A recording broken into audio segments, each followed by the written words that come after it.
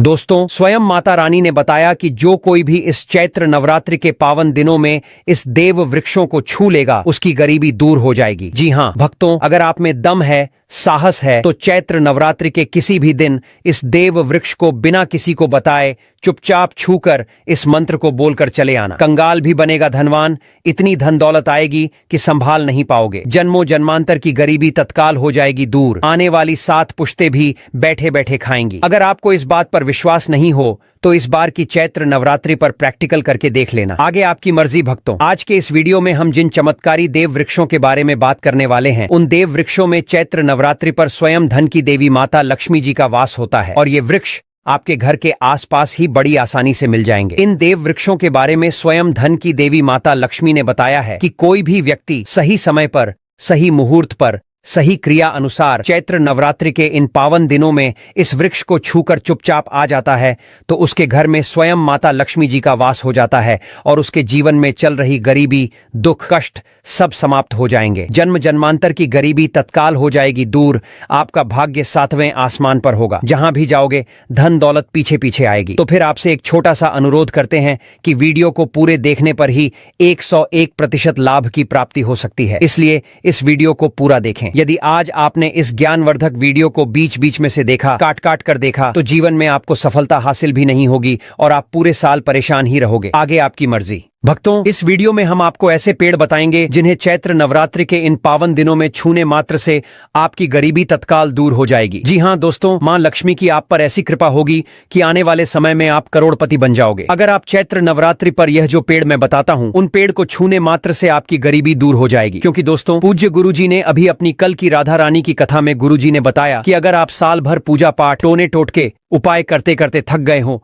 और आपको रत्ती भर भी फायदा न हुआ हो, तो गुरुजी ने बहुत विशेष और रामबाण उपाय बताया है कि चैत्र नवरात्रि पर इस बार 150 साल बाद दुर्लभ संयोग में आसमान लाल होने वाला है और इस बार 2025 में चैत्र नवरात्रि पूरे के पूरे 150 वर्षों बाद में पड़ने जा रही है। और महाकुंभ में आए साधु संत ने भी इन वृक्षों के बारे में बताया है। तो जो पेड़ के बारे में हम आपको बताने वाले हैं, अगर आप उसे हमारे बताए अनुसार सही समय और शुभ मुहूर्त देखकर छू लेते हैं तो यकीन मानिए आपके जीवन में कुछ दिनों बाद धन की वर्षा होने लगेगी। फिर आपके जीवन में आपको उन्नति करने से कोई नहीं रोक पाएगा। आपकी हर मनोकामना पूरी होगी, खुशियों से भर जाएगा आपका घर। यदि आप चैत्र नवरात्रि पर इस देव वृक्षों को छू लेते हो तो तीनों देव ब्रह्मा, विष्णु, महेश का आपको आशीर्वाद मिल जाएगा। अगर आज का यह वीडियो पूरा देख लेते हो दोस्तों, आप अपने फायदे के लिए इस वीडियो को पूरा देख लीजिए। आपका जीवन इस चैत्र नवरात्रि पर न बदल जाए तो दोस्तों मुझे बताना। तो चलिए जानते हैं कि कौन से ऐसे पौधे हैं जिनको चैत्र नवरात्रि पर छूकर आ जाना है। लेकिन दोस्तों, उससे पहले अगर आप हमारे चैनल पर नए हैं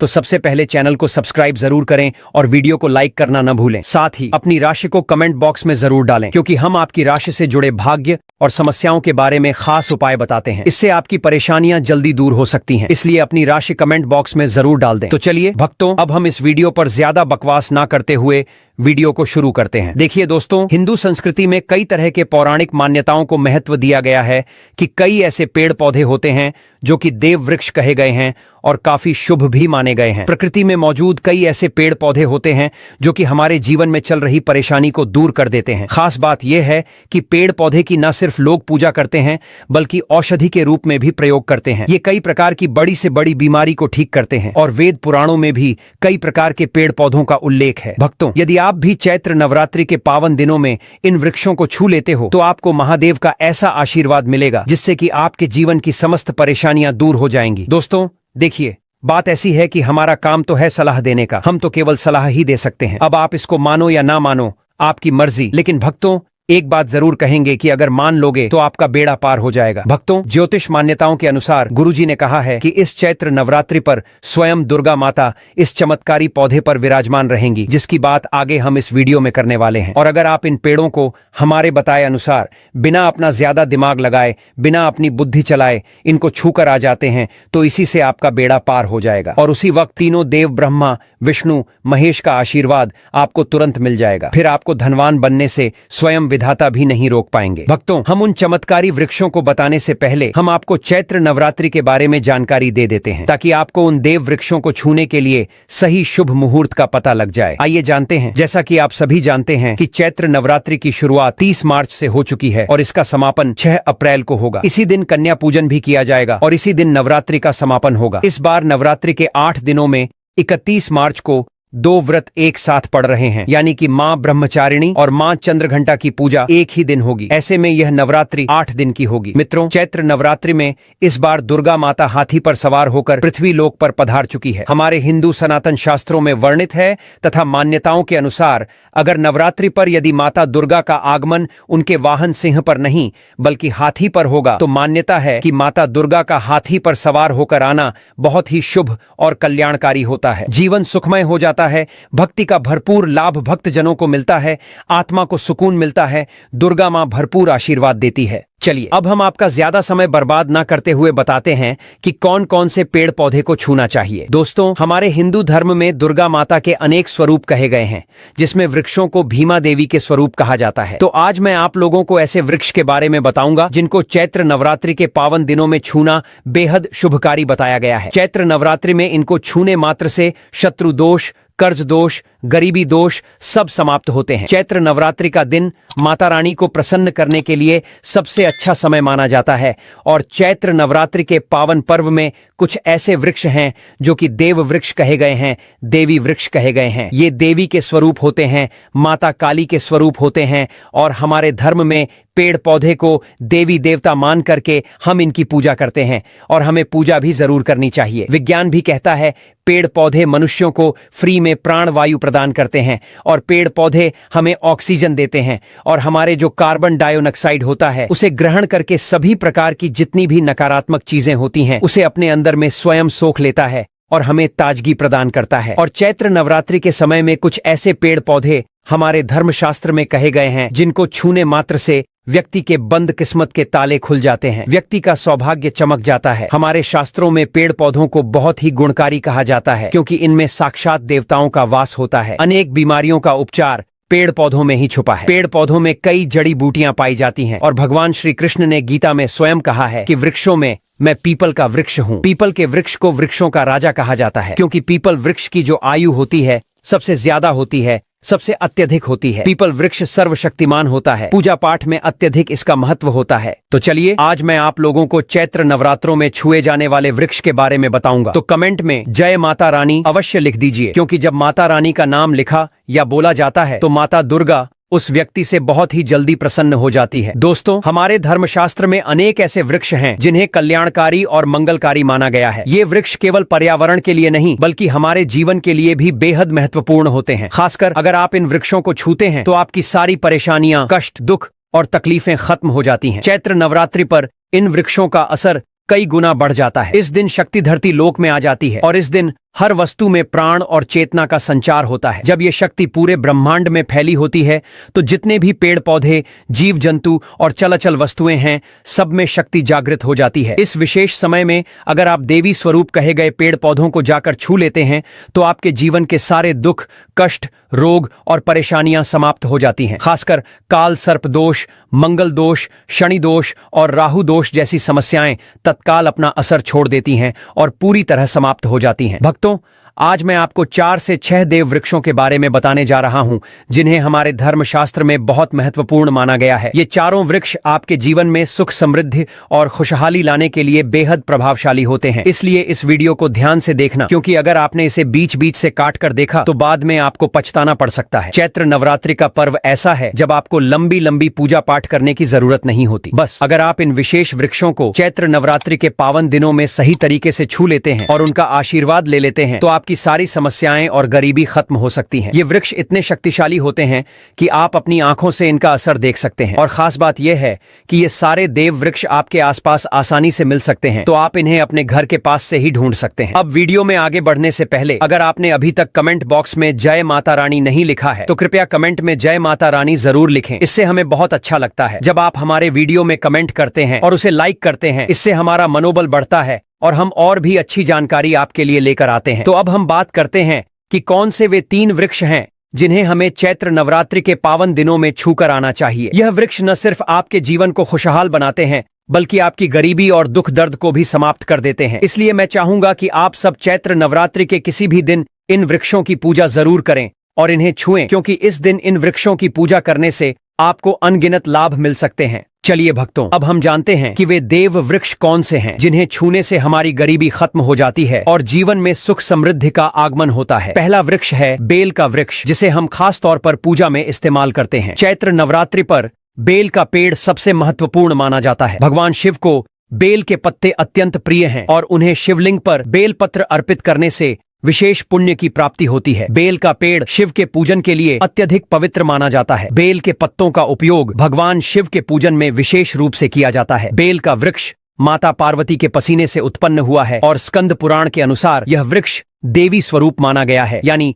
यह नवदुर्गा के स्वरूप है। स्कंद पुराण की कथा में कहा गया है कि बेल वृक्ष की जड़ में गिरजा, तनों में माहेश्वरी, शाखाओं में दक्षिणायणी, पत्तियों में माता पार्वती, फलों में कात्यायनी, फूलों में गौरी और इस वृक्ष के संपूर्ण शरीर में मां लक्ष्मी जी का वास होता है। माता पार्वती के पसीने से उत्पन्न होने के कारण यह पेड़ कई देवी देवताओं का स्वरूप माना जाता है। इसलिए यह वृक्ष धार्मिक रूप से अत्यंत महत्वपूर्ण है। अगर आप चैत्र नवरात्रि के किसी भी दिन संध्या काल में शिव मंदिर या नवदुर्गा मंदिर के पास बेल के वृक्ष के नीचे घी का दीपक जलाते हैं तो व्यक्ति धनवान, गुणवान और पराक्रमी बनता है। इस पेड़ के स्पर्श से व्यक्ति के सभी मनोरथ पूरे होते हैं। इस पेड़ को छूने से पहले आपको एक खास मंत्र भी बोलना चाहिए। वह मंत्र है दर्शनम बिल्व वृक्षस्य स्पर्शनम पापनाशनम अघोर पाप संहारम एक बिल्वम शिवार्पणम। मतलब इस मंत्र का अर्थ है कि बेल वृक्ष का दर्शन और स्पर्श करने मात्र से सभी पाप समाप्त हो जाते हैं और शिव को चढ़ाया गया एक बेलपत्र अघोर पापों का नाश करता है। तो चैत्र नवरात्रि के इन पावन दिनों में इस बेल के वृक्ष को छूकर अपनी मनोकामना बोलिए और फिर चुपचाप आकर वापस आ जाइए। आपके सभी कष्ट, दुख और पाप समाप्त हो जाएंगे और आप धन, सुख और समृद्धि प्राप्त करेंगे। दोस्तों, अब मैं आपको दूसरे पौधे के बारे में बताता हूं जो भी बहुत ही महत्वपूर्ण है। यह पौधा है शमी का वृक्ष। शमी के वृक्ष को हमारे धर्मशास्त्र में जगदम्बा के स्वरूप के रूप में पूजा जाता है। यह स्वयं मां जगदम्बा का स्वरूप है और इस पर मां जगदम्बा साक्षात विराजमान रहती हैं। अगर आप चैत्र नवरात्रि के दिनों में संध्या काल में शमी के वृक्ष के नीचे धूप और दीपक जलाते हैं तो आपकी सारी परेशानियां और कष्ट दूर हो जाते हैं। इसके अलावा शमी की जड़ में सिंदूर डालने से व्यक्ति को अच्छे स्वास्थ्य की प्राप्ति होती है। जो लोग लंबे समय से बीमार हैं उनके लिए यह एक बहुत अच्छा उपाय है। यदि आपके घर में कोई सदस्य लंबे समय से बीमार पड़ा है तो आप उस व्यक्ति के शरीर से 7 बार सिंदूर उतारकर शमी की जड़ में डाल सकते हैं। इससे उनके रोग जल्दी ठीक हो जाएंगे। इसके अलावा यदि आप बीमारी से बचना चाहते हैं और निरोग रहना चाहते हैं तो शमी की जड़ में सिंदूर डालने से यह आपका रोग नाश कर सकता है। आपको चैत्र नवरात्रि पर शमी के वृक्ष को छूकर अपनी मनोकामना बोलनी है। जब आप इसे करेंगे तो आप देखेंगे कि आपकी मनोकामना पूरी हो जाएगी और आपकी दरिद्रता समाप्त हो जाएगी। इस दिन शमी के वृक्ष के प्रभाव से आपको अपार लाभ मिल सकता है। तो इस चैत्र नवरात्रि पर शमी के वृक्ष का आशीर्वाद लेकर अपने जीवन में खुशहाली और समृद्धि लाएं। दोस्तों, अब हम बात करेंगे तीसरे वृक्ष की, जिसे देव वृक्ष भी कहा जाता है। यह वृक्ष है पारिजात का वृक्ष। पारिजात का वृक्ष समुद्र मंथन से उत्पन्न हुआ था और इसे देवराज इंद्र के नंदन वन में स्थापित किया गया था। बाद में भगवान श्री कृष्ण ने इस वृक्ष को मानव कल्याण के लिए धरती पर लाया था। यह वृक्ष लक्ष्मी का स्वरूप माना जाता है क्योंकि माता लक्ष्मी भी समुद्र मंथन से उत्पन्न हुई है। यह माना जाता है कि अगर किसी व्यक्ति के शरीर में थकान या पीड़ा हो या व्रत के दौरान परेशानी हो तो शाम के समय पारिजात के वृक्ष को छूने से यह सारी परेशानियां दूर हो जाती हैं। आप चैत्र नवरात्रि पर जब भी समय मिले इस वृक्ष को छू सकते हैं और विशेष लाभ प्राप्त कर सकते हैं। अगर आप इस वृक्ष के नीचे चैत्र नवरात्रि पर घी का दीपक जलाते हैं और इसकी जड़ में थोड़ा सा सिंदूर डालते हैं तो आपके सभी प्रकार की मनोकामनाएं पूरी हो सकती हैं। लेकिन आपको एक प्रार्थना जरूर करनी है। वह प्रार्थना है, हे पारिजात वृक्ष, आप देवी स्वरूप हैं, कृपया हमारी सारी परेशानियां दूर करें। हमारे घर में लक्ष्मी का वास हो, पितृदोष, गृह दोष, लक्ष्मी दोष समाप्त हो। कृपया हमारे जीवन में समृद्धि और सुख की वर्षा करें। यदि आपके घर में धन का आगमन कम हो रहा है और पैसे का व्यर्थ खर्च हो रहा है तो आप पारिजात के 5 फूल लेकर उन्हें अच्छे से सुखाकर एक पीले कपड़े में बांधकर तिजोरी में रख सकते हैं। यह उपाय मंगलवार के दिन या चैत्र नवरात्रि पर जरूर करें। इससे आपके घर में धन की वर्षा होगी और आर्थिक स्थिति बेहतर होगी। तो अगर आप जल्दी धनवान बनना चाहते हैं या आपकी कोई अधूरी कामना है तो इन 3 वृक्षों के बारे में बताए गए उपाय जरूर करें। खासकर यदि आप तीनों वृक्षों को छूते हैं तो आपकी मनोकामनाएं पूरी होने से कोई भी शक्ति आपके रास्ते में नहीं आ पाएगी। चैत्र नवरात्रि पर इन उपायों को जरूर करें। यह उपाय आपके जीवन को संवार सकते हैं, आपके कष्ट दूर कर सकते हैं और आपकी किस्मत को चमका सकते हैं। भक्तों, अब अगले वृक्षों को बताने से पहले आपसे एक छोटी सी रिक्वेस्ट है। अगर आप हमारे चैनल पर नए हैं तो कृपया चैनल को सब्सक्राइब करें, वीडियो को लाइक करें और अपनी राशि हमें कमेंट बॉक्स में बताएं। हम आपकी राशि से जुड़ी समस्याओं और उपायों के बारे में भी बताते हैं, जिससे आपका भाग्य और भी चमक उठेगा। तो जल्दी से अपनी राशि कमेंट बॉक्स में डालें और अपने भाग्य को जागृत करें। भक्तों, अब अगला पेड़ है जिसे आपको चैत्र नवरात्रि पर छूकर आना है, वह है पीपल का पेड़। पीपल का पेड़ हिंदू धर्म में बहुत ही पवित्र और शुभ माना जाता है। इसे विशेष रूप से भगवान शिव और विष्णु दोनों से जोड़ा जाता है। पीपल के पेड़ का पूजा करने से पापों का नाश होता है और पुण्य की प्राप्ति होती है। चैत्र नवरात्रि पर पीपल के पेड़ के नीचे बैठकर ध्यान करें और वहां सफाई रखें। पीपल के नीचे दीपक लगाना और पूजा करना विशेष रूप से लाभकारी माना जाता है। भक्तों, अब अगला देव वृक्ष है जिसे आपको चैत्र नवरात्रि पर छूकर आना है, वह है वट वृक्ष। वट वृक्ष हिंदू धर्म में विशेष रूप से महिलाओं के लिए महत्वपूर्ण है। यह पेड़ समृद्धि,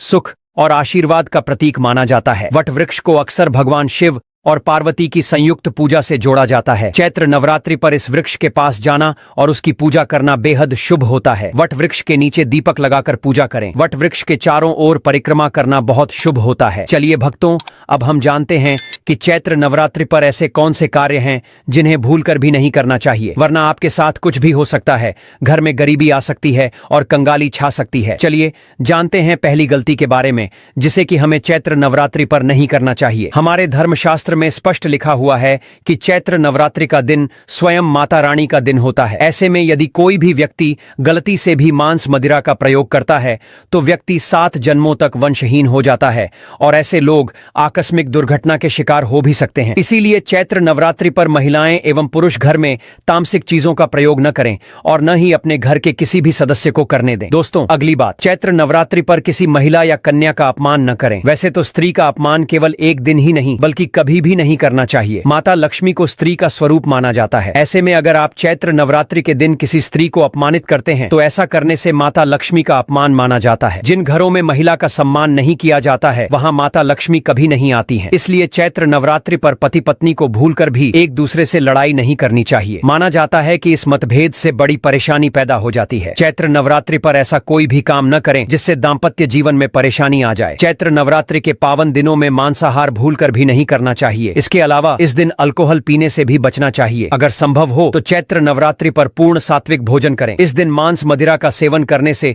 घर में अशांति आती है और माता रानी नाराज हो जाती हैं और ऐसे घरों को छोड़कर चली जाती हैं। दूसरी बात, भक्तों, चैत्र नवरात्रि पर काले कपड़े नहीं पहनने चाहिए। चैत्र नवरात्रि के दिन काले रंग के कपड़े पहनना भी अशुभ माना जाता है, क्योंकि काला रंग नकारात्मक ऊर्जा का प्रतीक होता है और इसे तामसिक गुण से जुड़ा हुआ माना जाता है। इस दिन साधक को सफेद, पीला, हरा या अन्य हल्के रंग के कपड़े पहनने चाहिए। भक्तों, तीसरी बात, भक्तों, चैत्र नवरात्रि पर बाल और नाखून काटने से बचें। चैत्र नवरात्रि पर बाल और नाखून काटना भी अशुभ माना जाता है। यह दिन पवित्रता और तपस्या का होता है और शरीर को अपवित्र करना इस दिन के उद्देश्य के विपरीत है। धर्मशास्त्र के अनुसार इस दिन शरीर के किसी भी अंग की सफाई या कटाई से बचना चाहिए। यह दिन ध्यान, साधना और माता रानी के प्रति निष्ठा का होता है, इसलिए इस दिन इन कार्यों से दूर रहना चाहिए। चैत्र नवरात्रि के दौरान शादीशुदा महिलाओं को या किसी भी महिला को एकदम सफेद रंग के कपड़े पहनकर पूजा पाठ नहीं करना चाहिए। साथ ही साथ एकदम काले रंग के कपड़े भी नहीं पहनना चाहिए। इससे पूजा, व्रत आदि खंडित हो जाती है, क्योंकि रंग को शोक का प्रतीक माना गया है। भक्तों, माता की चौकी जब आप लगाएं तो उसके नीचे कागज नहीं लगाना चाहिए। माता की चौकी हमेशा लाल कपड़ा बिछाकर ही बनाना चाहिए। हमेशा याद रहे, नवरात्रों के इन 9 दिनों तक व्रतधारी को अपना आसन चौकी के आगे ही लगाना चाहिए। और यदि आपने नवरात्रि में माता की चौकी स्थापित की है और जवारे बोए हैं तो उसे नवरात्रों के दौरान अकेला नहीं छोड़ा चाहिए। ऐसा करना बहुत ही अशुभ माना जाता है। इससे दुर्गा माता नाराज हो जाती है और हमेशा के लिए चली जाती है। भक्तों, अब बात करते हैं दुर्गा मां को नवरात्रि में कौन सी चीजें चढ़ाना चाहिए और कौन सी चीजें भूलकर भी नहीं चढ़ाना चाहिए। भक्तों, भूलकर भी दुर्गा मां को यह चीज कभी अर्पित मत करना, नहीं तो सारी जिंदगी बर्बाद रहोगे। जिंदगी भर रोने के अलावा कुछ नहीं मिलेगा। भक्तों, नंबर 1, नारियल। हिंदू धर्म में नारियल को सुख, समृद्धि, धन, श्रद्धा और सम्मान का सूचक माना जाता है। नारियल को श्रीफल भी कहा जाता है। नारियल का हर मांगलिक कार्य में विशेष महत्व होता है। भक्तों, जैसे कि हम सभी जानते हैं कि दुर्गा मां के कई मंदिरों में नारियल से बलि भी दी जाती है